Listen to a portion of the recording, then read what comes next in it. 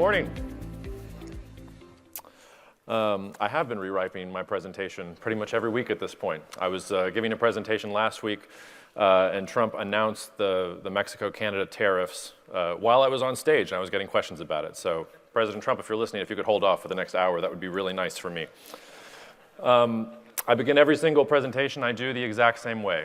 I am here with the unrighteous and profane task of speaking to you today about politics. All of you have political opinions in this room. I also have political opinions. Not only that, I guarantee you that my political opinions are better than your political opinions. If you'd like to hear about how much more righteous and correct I am than you, I will be here for the rest of the day. As a proper Southern gentleman, bourbon is my poison of choice. I think it takes about 3 to enjoy the conversation about political opinions. But that's not why I'm up here. I'm here to give you an objective sense of what I think is going on in the world today.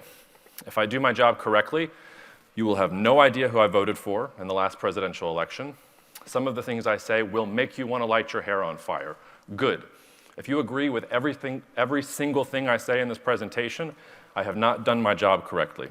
My job is to try and describe what I think is going on in the world and where I think we're going, and hopefully you can plug that into what you're doing on the farm every day and make it productive. So, I have 3 main goals, and I only have 45 minutes to do it. So I'm going to paint with a broad brush, and we're going to move fairly quickly, because I am committed to making sure we have time for question and answer. First of all, I want to model how the world is working. I want to understand what's going on in the international political system. Second, I want to talk about President Trump and his tariffs and try to explain what the heck I think is going on. And then third, I want to take some silver linings for specifically corn and soybean growers in the room. So let's buckle up our seatbelts and get in. Before we can model what is going on in the world today, I want to define how agriculture has worked for the last 100 years. World War I was a really bad time for not just US farmers, but farmers all over the world. And that was because in the context of World War I, we had all these great technological innovations, and one of them was the advent of modern fertilizers. And modern fertilizers were great. They meant that you could increase yields beyond anybody's wildest imagination, but that drove down the price of a bunch of different agricultural commodities. And things got so bad in the years right after World War I that the US government was literally telling farmers to burn their crops in the field, to try and take some of their commodities off the market. Now insert Herbert Hoover. He's Secretary of Agriculture at the time. He later becomes President of the United States, and he decides he's going to kill 2 birds with 1 stone. He's going to save the US farmer by making sure he can export all of these surplus calories to international markets where they can get a better price and where they can continue to sustain their lives on the farm. And number 2, he sees that Europe is particularly hard up. A lot of their agriculture was destroyed in the war, so he's going to prevent the rise of communism and fascism by making sure the young men and women of Europe are fed at the time. Now, he nailed number 1. Because ever since that moment, US agriculture has been about exporting surplus abroad. He didn't do so well with preventing the rise of communism and fascism. That didn't work out so well. But literally since the 1920s, US ag has been thinking about exporting abroad, to the point where this is what a map looks like today in terms of food self-sufficiency. The darker you are on this map, the more self-sufficient you can be in terms of calories. What I want you to see on this map is there is a lot of light. There is a lot of gray. Those are all countries in the world that cannot produce enough food to feed themselves. Countries that maybe couldn't have culture without agriculture, to reference what we were talking about just a second ago. Between 11 and 28% of the population can feed itself. This is over 4 billion people. And this is globalization in a nutshell. All the countries that are shaded darker here, they export their surplus calories abroad, and the 4 billion people in the countries that are shaded in light import those calories and are able to live and have families and things like that. That, I think, is beginning to change. I think countries are thinking more and more about the self-sufficiency of their food supply chains, and that's because the world is becoming a multipolar geopolitical environment. Now, multipolar is just a fancy, highfalutin, pretentious word to say that there is not one dominant power in the global system today. I don't care how old you are. I don't care how much experience you have. None of us in this room have lived in a multipolar geopolitical era.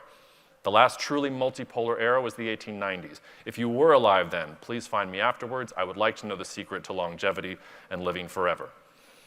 For the last 30 to 40 years, it has been a unipolar world. We have called the shots.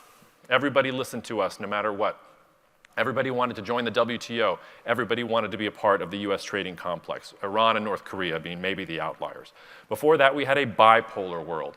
dominated by the Soviet Union on the one side, the United States on the other. This is a thought experiment of mine. I update it every quarter or so. I'm not going to get everything right here, but when you're thinking about the world, I want you to think of it in terms of different spheres of influence. You can see on this map, I've got the United States in dark blue, I've got China in orange, I've got Europe in that ugly shade of teal. Turkey is in red. That sometimes makes people raise their eyebrows.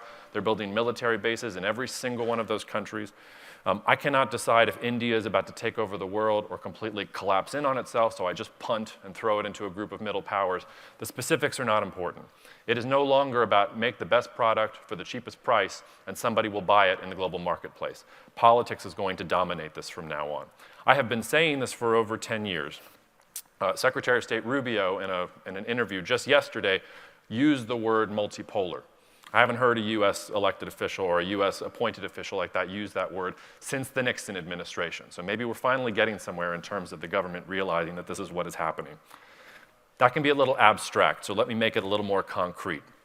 The last act of the Biden administration on its way out of the White House was to restrict US exports of certain types of semiconductors to different countries in the world.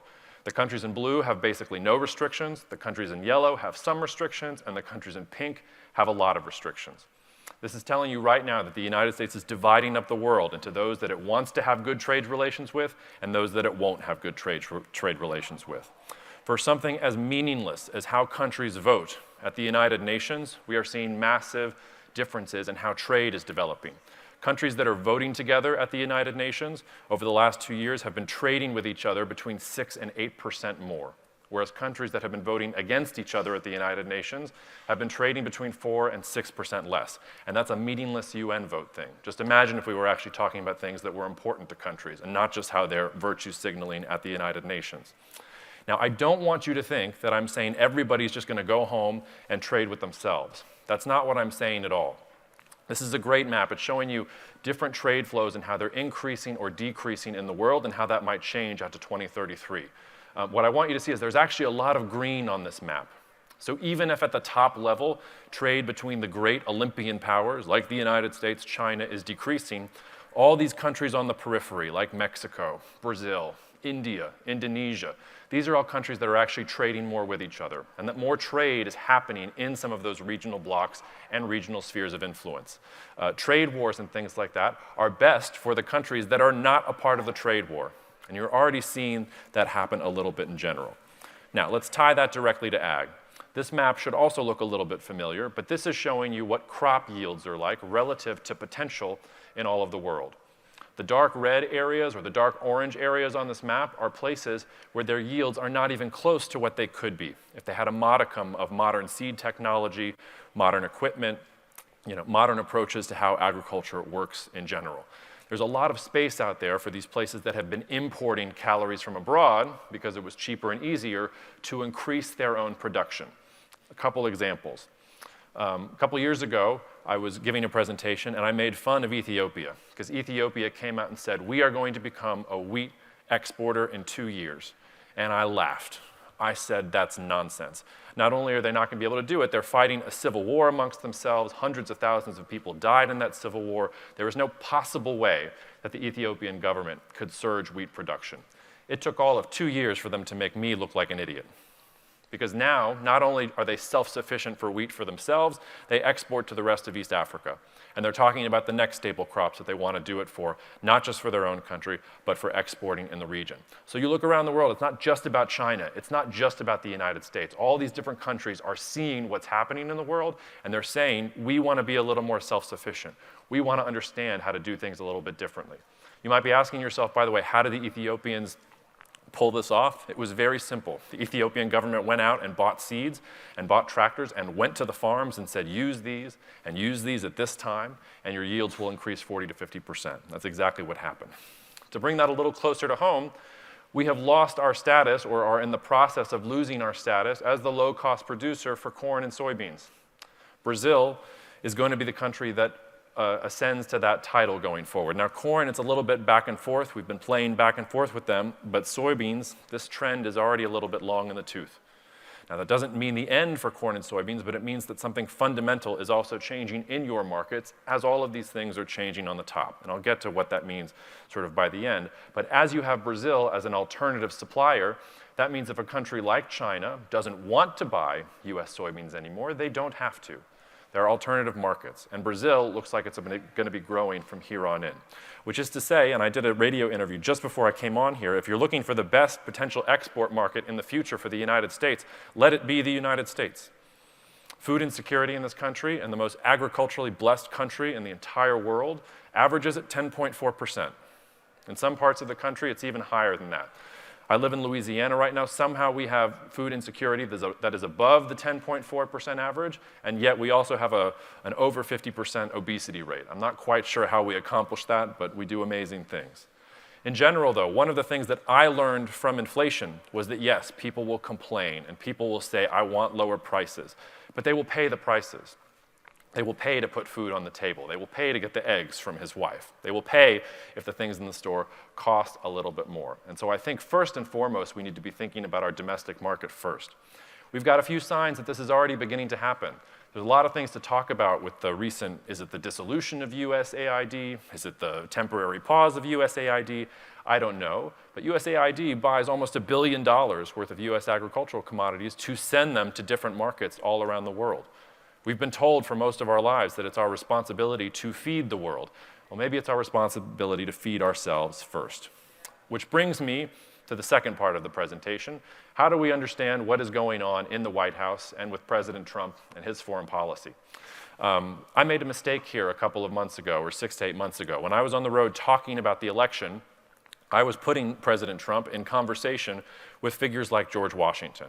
I was thinking that he was going to be an isolationist, that America first meant he was going to turn inward, and that there was a good and robust American foreign policy tradition around that isolationism. It took all of 2 weeks after he won the election for me to realize that that was wrong, and that really he was invoking a different American foreign policy tradition, which is that of imperialism. The picture here, does anybody know which president? Raise your hand if you know who the president is that picture is of on the screen right now. Just a few. That is former President William McKinley. He was president from 1898 to 1900. You probably know his vice president, Teddy Roosevelt, a lot better because he took over when McKinley was assassinated. President Trump cannot stop talking about this man. And the reason he can't stop talking about this man is because there's a lot of eerie similarities.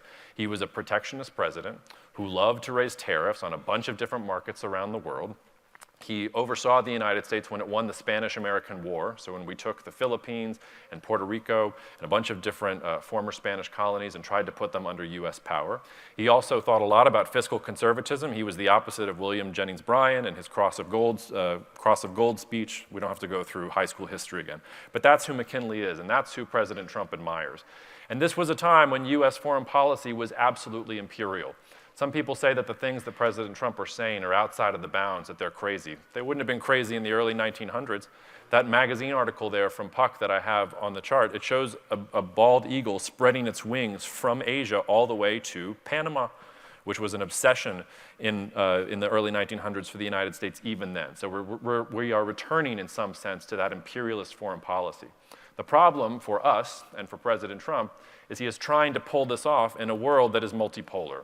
In a world where our relative share of political dominance and economic influence has begun to decline. I want to briefly illustrate that by that crazy US-Colombia trade spat that came out of nowhere just a week ago. Colombia's top export to the United States is oil. And that is a bad export to have to the United States because we have more oil than we know what to do with here. And I'll get to that at the end of the presentation. So President Trump wanted to make an example of Colombia and threaten tariffs on a country that he knew he had a lot of leverage over. Over that same weekend, Honduras came out and said, we actually don't like these things that the Trump administration is saying. We're going to look towards China maybe for help in the future with our economy. You didn't hear anything in the news about that. It was all about the Colombia trade spat. The flip side of this, though, and the thing that should worry you in this room, is that the Trump administration was willing to make an example out of Colombia by risking you. Because Colombia is one of the biggest corn importers in the entire world, number 4. They also import a lot of soybean meal and even a significant amount of soybeans. So yes, President Trump went away from those tariffs at the last second and claimed victory. The Colombian side also claimed victory as well. But what I want you to see here is that President Trump is cashing checks that sometimes you are going to have to pay, because U.S. agriculture is such an important part of how the United States makes foreign policy. So if you're thinking about what is the most important question to consider for the next 2 years when it comes to geopolitics, it is, does President Trump really mean these things? Is he bluffing? Is this all about making better trade deals in the rest of the world?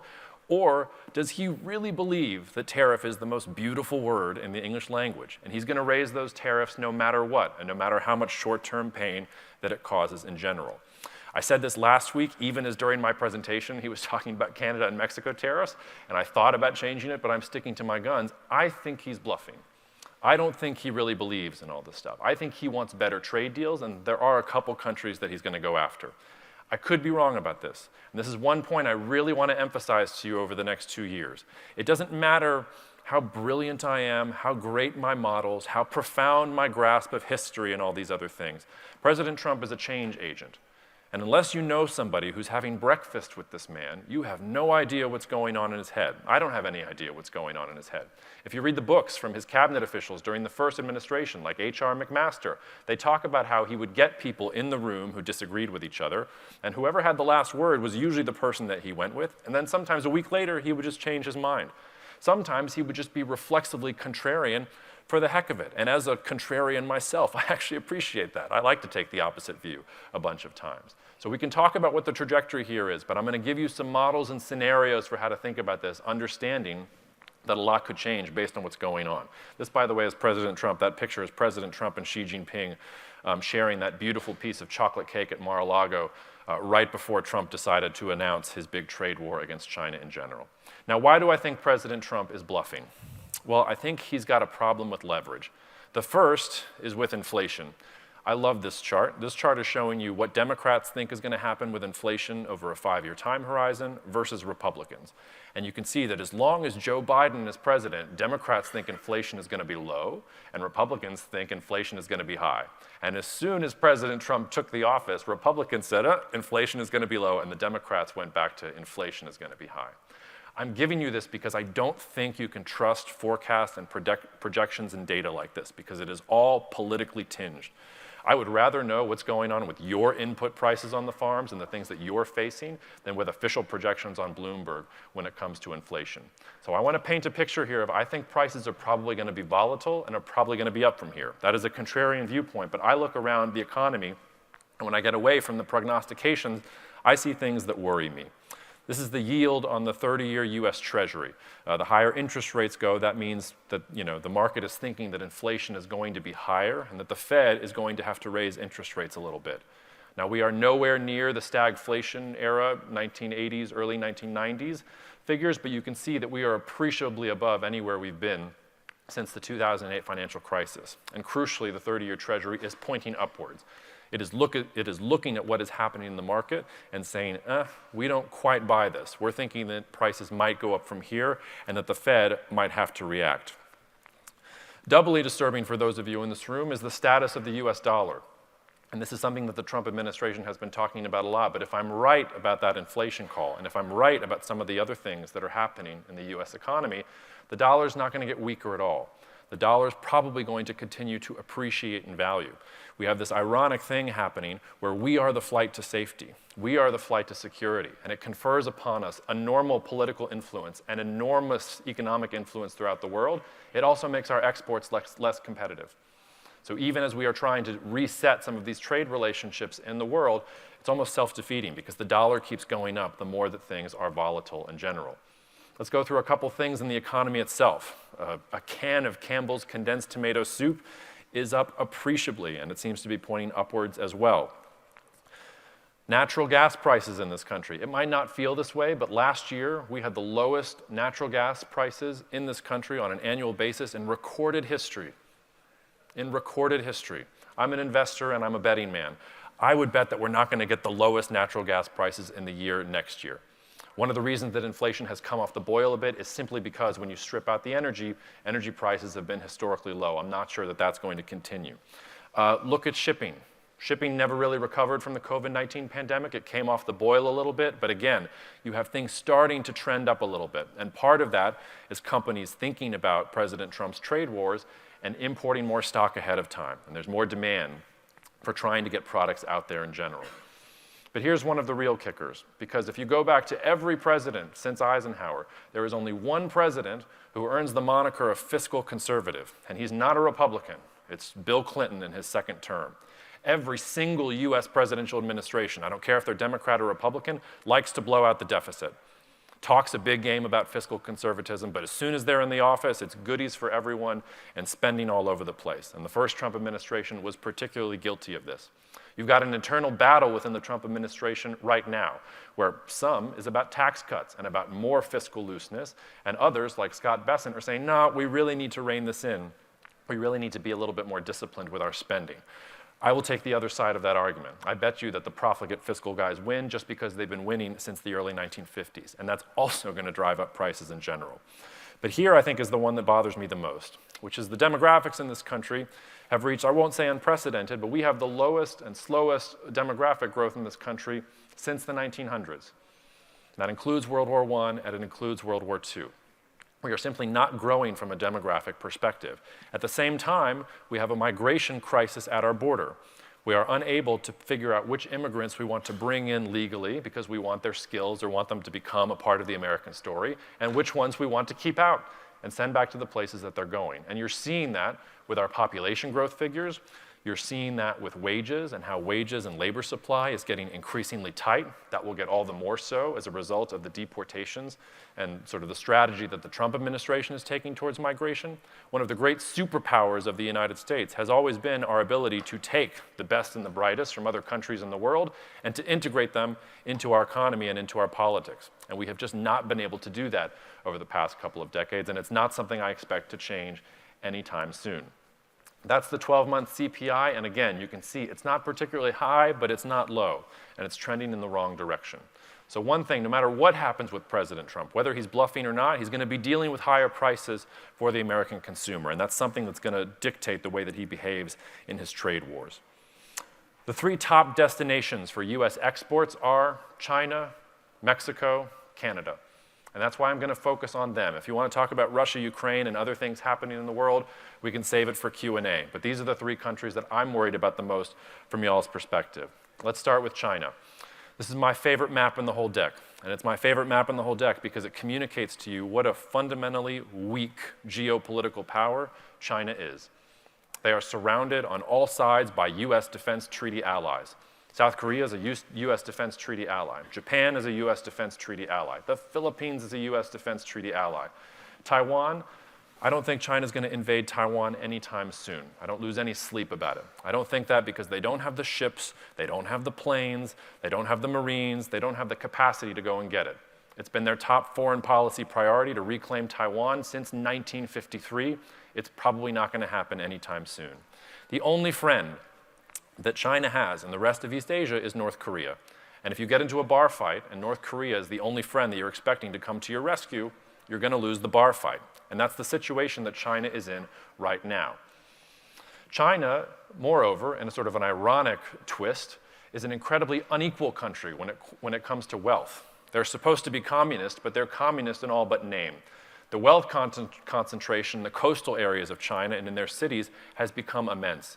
And if you're wondering what keeps Xi Jinping up at night, it is not Taiwan and some of these other things. It's about how do I redistribute all of that money that is on the coast of China into the Chinese interior without A, setting off a peasant revolution, or B, having these wealthy cadres on the coast come for my head because I'm taking their money. It's a really unpleasant place to be. And it's why I think in the short term, China's probably going to be willing to deal with us. They are probably going to do whatever they possibly can to avert some of the consequences of the trade war that is coming up. I joked just yesterday, where does China need to send its 10,000 troops so that its 10% tariffs get rescinded? Probably no easy place for them to do it. There's a lot of talk about Chinese demographics. I want to throw a little bit of cold water on that. This is a country of 1 billion plus people, hundreds of millions of whom live in the interior and have not joined the wealthy coastal elites in terms of their success. You've got parts of China that are equal to the population of countries like Iran or like Venezuela that are living on $5 a day or probably even less. So this can help you with demographics if you can pull off that redistribution of wealth. One other problem that has been happening for China is that the government has been trying as much as possible to stimulate consumption. It wants the Chinese people to consume more things, and in particular, it wants them to consume Chinese goods. And they just haven't been doing that. They continue to export more and more abroad, and the consumption numbers have actually been pretty low. All of, again, which is going to tell you that China's probably going to be a buyer of US agricultural products in the years ahead. If you look at sort of the last couple of years, it's been pretty good. If you look at this chart and you're a Democrat, you say, well, wait a minute, Jacob. All of this increase in Chinese purchases of US ag goods happens under the Biden administration, and now they're gone. Should we be worried? And if you're a Republican, you look at this chart and say, well, that's only because President Trump gave them the medicine in 2018. Biden's just taking credit for the situation that Mr. Trump created. Maybe, maybe not. That's a conversation we'll have over some bourbons. But you can see that even in the data, China is purchasing more US ag goods in general. And at least on the surface, it looks pretty good. Whether it's soybeans, whether it's corn, sorghum, even beef and chicken, China has been buying more. But here's the part that starts to worry me, and is why I'm going to tell you that China is a viable market for the next couple years, but not going forward. It's not sustainable. One of the first things President Trump did when he came into office was, instead of immediately raising tariffs on China, he said, we're going to do an investigation into whether China met its Phase 1 trade deal requirements of purchases from US agricultural commodities. We don't need to do a study for that. They didn't. They didn't come close. They got 58% of the way there. They bought more corn than they said they were going to, but for everybody else, it wasn't a particularly pretty situation. Not only that, and this is the thing that should really concern us, over the past 10 to 15 years, even if in absolute terms that trade is increasing, our dependence on China as an end market has increased, even as their dependence on us has decreased. So you can see in terms of China's agricultural imports from the United States, that was 27% of the whole pie in 2009. It's down to 18% last year. Whereas for the United States in 2009, they were 13% of our agricultural exports. Now they're up to 19%. If you want to look at soybeans in particular, again, China's soybean imports from the United States that they are sourcing from us have declined from roughly 49% to around 31%. And this is the story where Brazil comes into the conversation, because our share of China's imports has begun to decline. And this is the picture that I think is going to repeat itself, not in the next year or two. I think in the next year or two, China's going to buy because it wants to make President Trump happy so it can deal with its economic problems. But 3 to 5 years from now, as soon as China can source these things from other places, they will. So don't be surprised if that Chinese market is not there when you think it's going to be. Mexico. I've been joking that Mexico has more trade leverage with us than they have since Santa Anna invaded the United States almost 150 years ago. Mexico has a lot of leverage over the United States right now, because if we're going to do the things that we've talked about doing, we really do need Mexico. Now, they had an election themselves last year. Claudia Sheinbaum was elected president. She was elected president with 60% of the vote. Not only that, she has a supermajority in Mexico's Congress, which means she can change the Constitution at will. Her approval rating, and this is from last week, so I don't know how Mexicans are reacting to her skillful negotiations in the trade war, was at 80%. Can you imagine a US president with 80% approval ratings? I don't even think Bush got there after 9/11. Now, what does Claudia Sheinbaum want to change the Mexican Constitution to do? Well, let's take her at her word. This is from Mexico's National Development Plan 2019 to 2023. She wants to achieve self-sufficiency in corn and beans, and then 3 years later in rice and beef and pork and poultry and eggs and milk. She wants that to decline considerably as well. So here is a populist, popular, state-oriented Mexican politician saying, we really don't want to import that much from the United States going forward. Now, it's nice to want things. My 2-year-old wants a pony. It's another thing to actually do it in practice. And over that same time period, actually, Mexico's imports from the United States have gone up. And as you can see on this chart, their food self-sufficiency has gone down in general. One of the interesting things about the US-Mexico-Canada free trade renegotiation under the first Trump administration is actually Mexican imports from the United States increased markedly as a result over that same time period. And again, that goes back into the dollar and some of these other things that I'm talking about. So this is a chart that I'm sure the Trump administration has burned into its mind and wants to bring up to a more even level. But I said, though, that Mexico has leverage. What is that leverage? Well, first, they're dealing with a migration crisis, too. The migration crisis at our border is not like it was in the 1990s when it was primarily Mexicans who were trying to get to our border. The people who are showing up at our border are Venezuelans and Ecuadorians and Hondurans and Guatemalans and Nicaraguans. And they get to Mexico before they get to the United States. So Mexico can meaningfully help us trap some of those migrants or stop that flow of migrants northward if they want to. And this is something the Mexican government has been talking about for some time now. What about fentanyl? The red line is U.S. seizures of fentanyl at the U.S.-Mexico border. That blue line is Mexican seizures of fentanyl at the U.S.-Mexico border, almost through the end of 2023. I don't know if you noticed it, but immediately after President Trump was elected, Mexico suddenly made a record fentanyl bust at the border.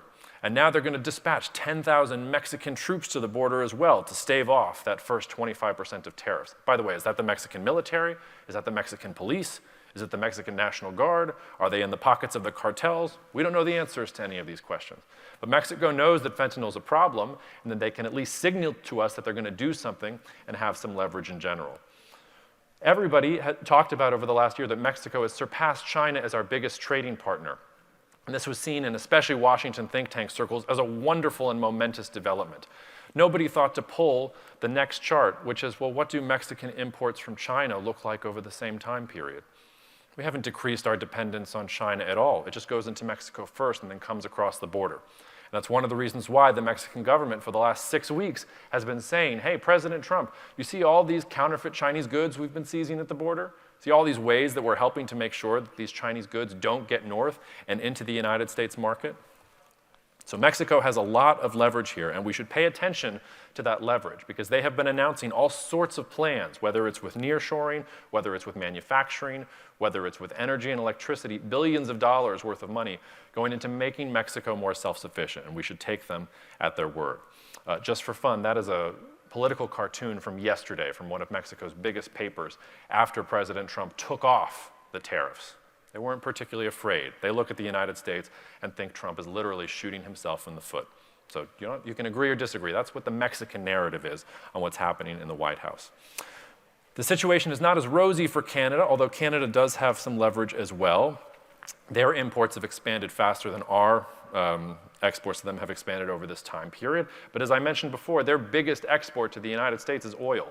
And we really don't need their oil that much. I think that's one of the reasons that the Trump administration has pushed so hard on Canada in the last couple of weeks. The problem, though, is when you look at, especially in the upper Midwest, supply chains and how much of that is dependent on trade with Canada, you're getting to 40, 50, even 60% of state GDPs in the upper Midwest dependent on that trade with Canada in general. That's why I think that the whole thing about Canada with President Trump, I think, is more about Justin Trudeau than it is about actual politics and economics. I think he doesn't like Trudeau. I think he thinks Trudeau is this sophisticated guy who has announced himself as the leader of the woke world and looked down on Trump in the first administration. And he saw that Trudeau was really weak and that he could help show him the exit stage right by doing what he did over the last couple of weeks. I think as soon as we get a new Canadian leader, probably Mr. Trump is going to be singing a different tune. And he'll have to sing a different tune because Canadian leaders are not just going to bow down to whatever he wants. You can't keep making the 51st state quip and expect that the Canadians are going to take it lying down. They're not going to. The last sort of thing that I want to go in here, and this will be a real fire hose, is that one of the reasons President Trump doesn't have a whole lot of leverage here is because we don't know how to make things in this country anymore. I've been reading this nerdy book, The Construction of Gothic Cathedrals, lately. It's about how we literally have forgotten how to build the immense and beautiful cathedrals that are in Europe, if you've seen any of them. We literally don't know how the stonemasons did what they did to build these things. Now, we can build planes and computers and all sorts of things that they couldn't do in the medieval era. We have cures to diseases, but we have forgotten how to do this. Ditto this, by the way, for the pyramids. Nobody knows how the Egyptians actually made the pyramids. It is so confounding that there are real people out there who think it's evidence that aliens came to the world and dropped the pyramids in and then left. All of which is to say is that civilizations can forget how to do things. And we have forgotten in this country how to make things. China is the country that makes things in our world. They have over 35% share of gross manufacturing production in the world. Our share is roughly 12%. If you want to say, oh, but we make the really important stuff, right? Okay, fine. Like if you go to value added, is that 16% there versus China's 27%? When you add in the rest of the world, that's well above 50%. You want just a couple of examples? There's no country in the world today, including us, that can make a semiconductor start to finish. It's a completely globalized supply chain. Taiwan has the factories. Japan and South Korea have all these specialty chemicals that you need. The Dutch, of all people, have a 100% monopoly on the equipment that goes in the factories in Taiwan to make the chips. We do a lot of the software and design. The much vaunted United States Navy, which is supposed to patrol the oceans and safeguard American power and global trade, we don't make ships anymore. Our percentage of global shipbuilding capacity is less than 2%. And it would take a long time to try and fix that. Rare earth metals and materials and other elements that are critical to industrial processes, we don't refine these in the United States anymore. We don't refine them in the United States, not because they're actually rare, but because it's really costly and environmentally destructive. And we thought China should do it, and we should just import them cheaply. I work with a guy who is CEO of a startup that is trying to refine some of these rare earths inside of the United States. I asked him, hey, let's say the Trump administration came to you and said, no cost too high, what would it take for you to actually refine some of these materials in the United States going forward? He said 5 to 10 years minimum, and that's if everything is perfect. We get most of these things from China and Canada. Solar panels, between 74% and 96% come from China. Cell towers, all the little radios and switches that go in cell towers, we make a grand total of 0 of that in the United States. We get it all from Japan and South Korea and Taiwan. So you want 5G, you want all these autonomous networks and smart agriculture and smart drones, better start building those radios and switches in the United States as well. Pharmaceuticals, this is one of the ones that really gets me going. Generic drugs, so your ibuprofens, your Tylenol, some of these generic antibiotics and things like that, we're getting 31% from China. Another 26% from India in general. Fertilizer, our friends in Canada have the potash market completely on lockdown. Everything else is coming from China, Russia, or Belarus. We don't do this stuff anymore. We get it from the rest of the world. Agriculture and machinery. If I was advising the Trudeau government, I would say stop going after Trump and his stupid jokes and just show him this chart. Show him that over 40% of the agricultural machinery that is coming into this country is ultimately imported from Canada in general. So I ask you again, is he bluffing? I think he's bluffing. I think he knows that he's at a moment where US influence is at its maximum, and he does want to renegotiate some of these deals in ways that help the US market. If he's not bluffing, then inflation is going to get even higher than I'm expecting, and we're going to be in a very difficult world. And it'll be important here to separate signal from noise. I think the fact that he threatened Mexico and Canada and then took it off, that I think is a sign to me that he is bluffing, and that we shouldn't necessarily be afraid of the things that he's doing, but should have all of this in mind. Okay, I have 7 minutes left. Corn and soybeans. You guys are unique in the US agricultural complex in the sense of how deeply intertwined you are with energy. In some ways, when I'm prepping to talk to this specific audience, it has to be as much an energy preparation for me as it does an ag preparation and a geopolitical preparation. And that's because roughly half of the corn and soybeans that are grown in this country ultimately find their way into the US energy complex. Now for corn, this is an old story. This starts with ethanol back in the mid-2000s. For soybeans, this is a more recent development that goes around the advent of renewable diesel. And here, in addition to multipolarity and the changing of the guard in agriculture globally, we also need to think about something that is happening in the US energy complex. One of the reasons that President Trump can throw his weight around is that for the first time in almost 100 years, the US is a net energy exporter. Joe Biden, Barack Obama, George Bush, they might have wanted to pursue some of the imperialist foreign policies that President Trump is pursuing, but there was no way that they could, because the United States, since the 1950s and the 1960s, has imported energy from abroad and was completely dependent on those imports of energy from abroad. And as you can see on this chart, that just began to change in the early 2020s. The shale revolution is a little bit long in the tooth. Really, the technology came out around 2008, 2009, but in terms of actual impact on our energy flows, it's been just the last couple of years.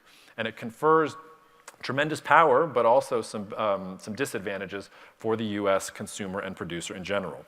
Now look at how we actually consume energy in this country today. It's a combination of petroleum, natural gas, and some renewables there. What I want you to see is that the lion's share of fuel that is going towards transportation is still petroleum. Natural gas is big in industrial and commercial, renewable, even coal and nuclear. They are also going into industrial, residential, and commercial. But you're still talking about 80% of the energy that we use to transport things in this country is still coming from petroleum. Not only that, I don't think that's going to change anytime soon because our electricity market is about to get strained in a major way. In the 1950s and 60s, we had the advent of refrigerators and air conditioning and all of these other power-hungry things that required a lot of electricity consumption and energy consumption. And that's why you saw massive increases in electricity consumption over that time period. For the last 20 or 30 years, electricity consumption growth has been going down. That's one of the amazing things about the digital revolution. We've actually been consuming less and less energy as we do these things. But that's about to change because whether it's artificial intelligence, whether it's data centers, whether it's AI, no matter who you talk to, whether it's McKinsey or Princeton University or the US government, we're talking about somewhere between tripling or 10xing our energy consumption over the next 5 to 10 years. Not only that, the grid is not really built for that. These areas in red are places that are going to have power blackouts probably over the next 5 to 10 years as a result of all this. Meanwhile, we are exporting more energy than we ever had before. We used to export almost no LNG abroad. Last year, we were one of the biggest sources of European LNG imports out there. We have literally been keeping the lights and the heat on in Europe during the Russia-Ukraine war as a result of our LNG exports. So our natural gas, in some sense, is already taken for. Last but not least, oil prices. If you want to see where Joe Biden lost the election, it wasn't at the debate. It wasn't when he was falling off stages and things like that. It's when oil hit $5 a barrel and stayed relatively elevated. Well, I should say diesel $5 a barrel and gasoline slightly below that. But if you want to know when he lost the election, it was right there. And if you think President Trump doesn't know this and doesn't know that he absolutely has to keep gasoline prices down if he wants to follow through on some of the things that he's talking about, he knows that that's exactly what he needs to do. All of which is to say you should be rooting for two things. Number one, you want him to drill, baby drill as much as possible, but you also want him to export, baby export as much as possible. Because if you surge production and you don't export it abroad, then fuel prices could collapse in this country. And that will obviously mean bad things for biofuels and renewable diesel. If we're exporting it abroad, though, and the prices of natural gas and oil start increasing for the American consumer, which is what I think is going to happen, suddenly President Trump is going to look at biofuels and renewable diesel and things like that and see a major advantage for him in the context of what he's trying to accomplish. I think that's going to be one of the biggest changes from the first administration to the second administration. We've got a lot more renewable diesel capacity that has come online. Ethanol production has also been going up slightly. And this is where the trade war is also incredibly advantageous in terms of the US energy complex. The EPA last year thought that renewable diesel was primarily going to come from soybean oil, canola oil, and then other fats and greases, and that was mostly going to be domestically sourced. They were shocked last year when that wasn't what happened at all. First of all, the United States was importing renewable diesel from abroad, where we don't know the actual feedstock source, and then we were importing used cooking oil and tallow and canola in order to meet some of these renewable diesel demands. That's US trade of animal fats and vegetable oils. You can see that those imports have increased considerably, which is why if you want to protect the biofuels industry in this country, and that is something I think the Trump administration wants to do, you absolutely want to go at China, and you absolutely want to have a conversation with Canada about these things, because the biofuels renewable diesel conversation has been completely skewed by the existence of really countries that are dumping these things into the US market. This is something I think the Trump administration is absolutely going to attack, and that is something that should give you some hope for these things going forward. If I'm right about that, you're also going to be sitting on a lot of things like soybean meal. This is a market I'm fairly bullish on. Start thinking about the types of livestock that you could raise with all of that cheap soybean meal.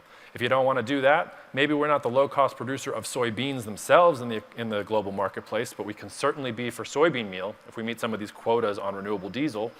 And there are countries like Indonesia, Vietnam, that are not even in our top 10 for the most part for where our soybean meal exports go right now. So there's a lot of change out there and a lot of opportunity that we can find in general. I'm getting to the end, and I haven't gotten to the health stuff yet, so I'm going to leave it for Q&A. But if you want to talk about Robert F. Kennedy Jr. and what he means, maybe we can save it for the Q&A. But I want to leave you on a positive note. The most common question I get when I'm giving presentations is, Jacob, how do you stay sane? It feels like everything is going to hell in a handbasket, that the world is getting worse, that morality is declining. Well, some scientists published an article in Nature where they got access to US survey data from 1949 to 2019 that was asking Americans the same question. Do you have faith in the future? Do you trust your neighbor? Do you think the young generation is ready to take over? And 84% of the time, Americans said, the world is getting worse, morality is declining, I don't trust my neighbor, and future generations are not that great. They didn't have that kind of data for the entire world, but if you look at this map here, the countries that are in red, they had data from 1996 to 2007 for these countries, which I regard as the apex of human civilization based on the music that came out in the world during this time period. And roughly 80% of the people during that time period said, yes, the world is getting worse, I don't trust my neighbor, my children, I don't recognize the morals that they have, the world is becoming a bad place. And these psychologists attributed this to two things. Number one, our brains like negative news. It's like junk food for our brains.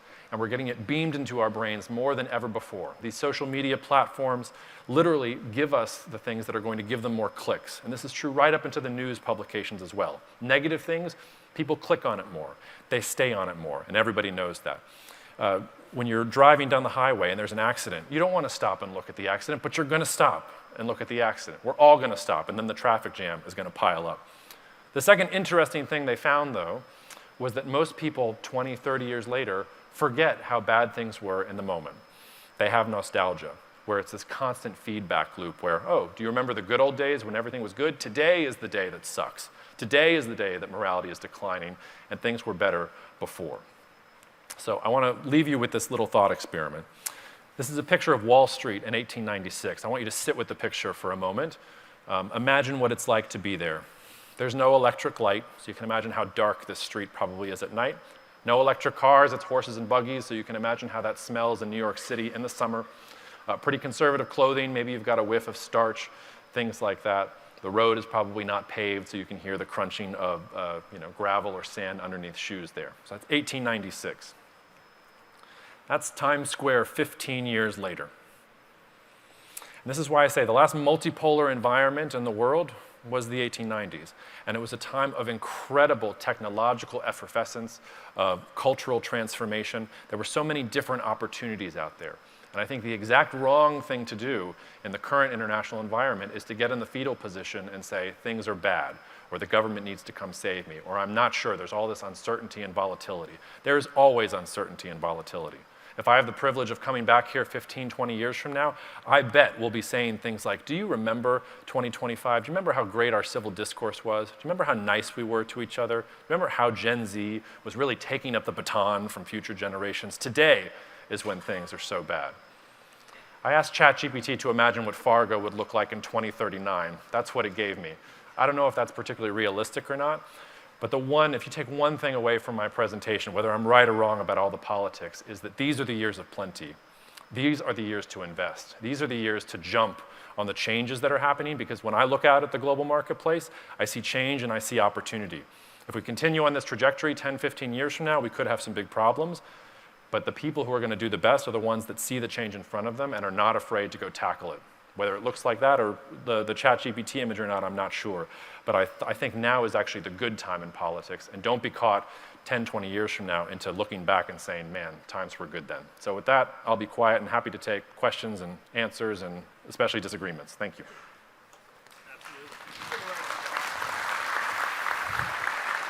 All right. Well, we do have a few questions that have already come in. I'll read them off here and let you take a crack at them. Again, we have QR codes. If you'd like to submit a question, we've probably got 5-6 minutes here. We can answer some questions. So rapid fire for you. Let's do it. Did the U.S. government, when we're talking about Ethiopia exports and wheat, how did that happen? Did they get money? Did U.S. government give them money to help? Did their own country give them money to help? How does that impact U.S. farmers now? That was the Ethiopian government. They can take a lot of credit for that. They went out into the market, got a lot of good consultants to tell them what they were doing wrong, and then they supported their farmers by going out and fronting the cost for equipment and technology and seeds like that. So no, that was not a U.S. goal. I think U.S. wheat would love to have Ethiopia as an export market in general. So that was an example of a country using resources that were already out there, applying good government policy, policy, and then being able to surge production. And they did that during a civil war. It's a pretty remarkable transformation that they were able to accomplish. Okay, second question here. Will the BRICS currency and/or participating nations be an issue for the U.S.? Maybe I'm behind the questioner here, but I have not heard of the development of a BRICS currency. You can wake me when the BRICS actually start doing things beyond just issuing press releases and public statements. BRICS itself, I don't put a whole lot of stock in because those nations don't have a lot of interest together and they're not actually doing things together. But as a symbol for how the world is changing, yes, there are going to be other blocks that are going to rise that are going to be really interesting. But I wouldn't focus too much on BRICS. You should focus on how the European Union just had a free trade agreement with South America, with the Mercosur countries in South America. We should be thinking about which country is going to get a true free trade agreement with India. This is something the Trump administration pursued the first time around, is probably going to pursue the second time around. Look at what Turkey is doing in the Middle East, the way that it's sort of building an economy of scale around that. So I don't worry so much about BRICS, but as a symptom of what is happening in the world, yes, it's an important signal. How likely is it that China's demographic structure collapses in the next 10 years? Yeah, I don't think that China's demographic structure is going to collapse in the next 10 years. I think there's been a lot of pessimism out there, and I think there's a lot of misunderstanding about just how resilient and how transformative China is. I sort of tried to say this, but I'll try to say it more pointedly. China has hundreds of millions of people living in the interior who are living on less than $5 a day. They do not need to be having lots more babies or getting lots more immigrants if they can just take those people and bring them up to the lower middle class. That'll give them a demographic boost just as much of any of these other things.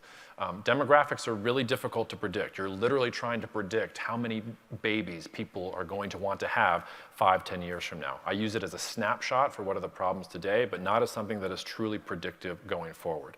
If I'm wrong about that, it's not a question about China's demographics. It's about China's attempt to redistribute wealth to the interior failing. And if that fails, yes, you might see major problems for the Chinese government, maybe even the loss of legitimacy for the Chinese Communist Party. But everything I see says they're going to muddle through.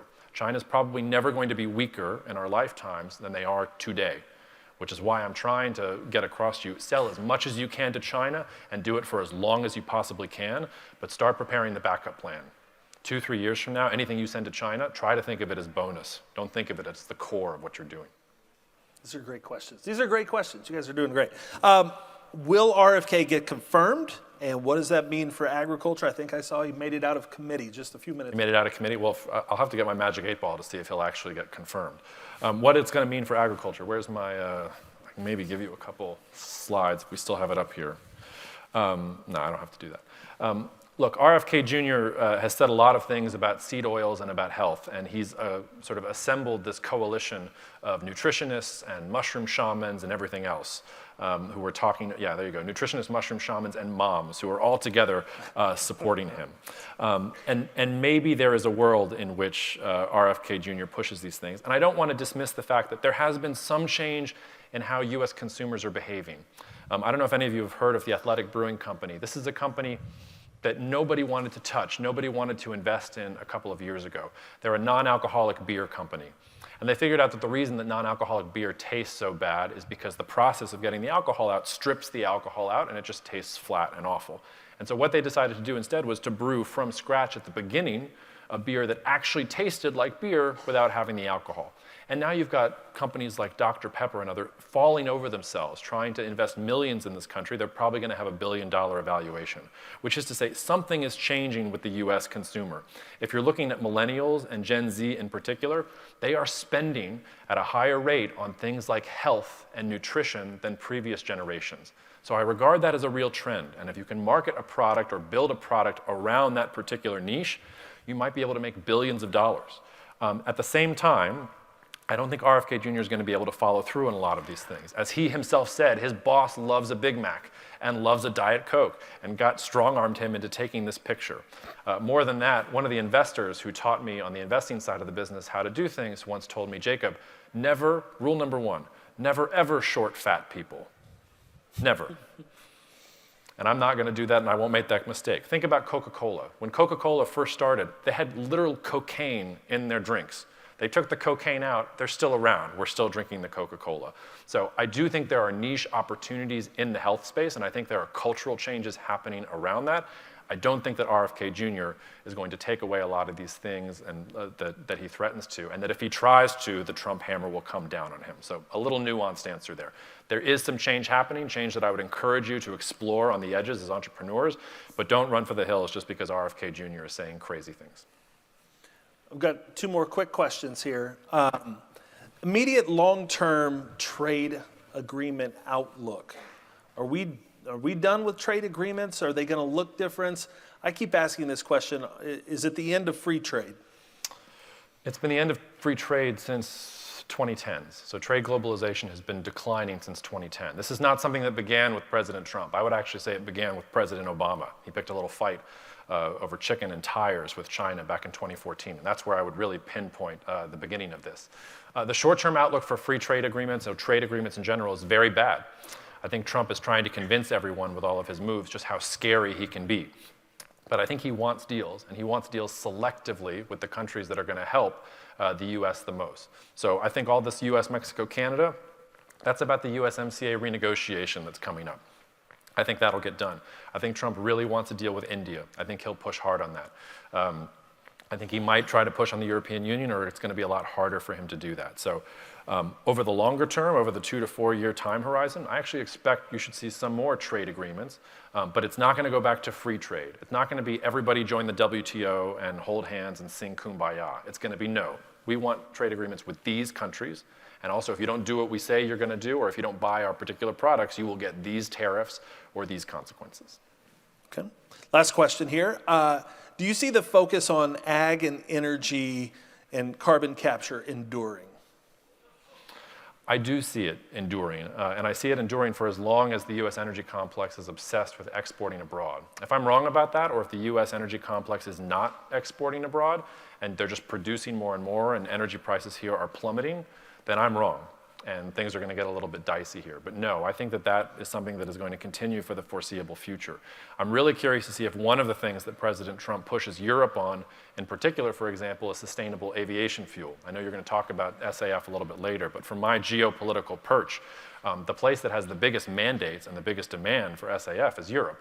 But they want nothing to do with soybeans and corn as a feedstock. They want it to be synthetic or some of these other things. The only country in the world that has the regulatory demand and the lack of capacity to produce is Japan. And they don't have enough to satisfy all the things that we're talking about in this country. So if you could get Europe, for instance, to say, hey, we'll scratch your back, and in addition, we want you to reserve 15% or 20% of your SAF quota for U.S. feedstocks that are vegetables or that are corn or soybeans in general, that could be really positive. So I'm sorry, I rambled a little bit there. The short answer to that question is yes. I think the relationship between ag and energy is going to be enduring. And when you're thinking about U.S. foreign policy in the next 5 to 10 years, we have to do something that none of us have done in our lifetimes. Treat us like an energy superpower. It's one of our biggest sources of leverage over different countries, and you are already seeing how President Trump is wielding that. And in particular, for corn and soybeans in this room, you are part of that complex. You are part of the leverage that the Trump administration thinks it has when it's going and thumping away at Canada and Colombia. All right, thank you. Let's give him a round of applause. And you'll be around for a little while if they have questions? I will be here all day. So. He's going to be here all day. So if you have more questions, please find him, bring a bourbon, have a conversation.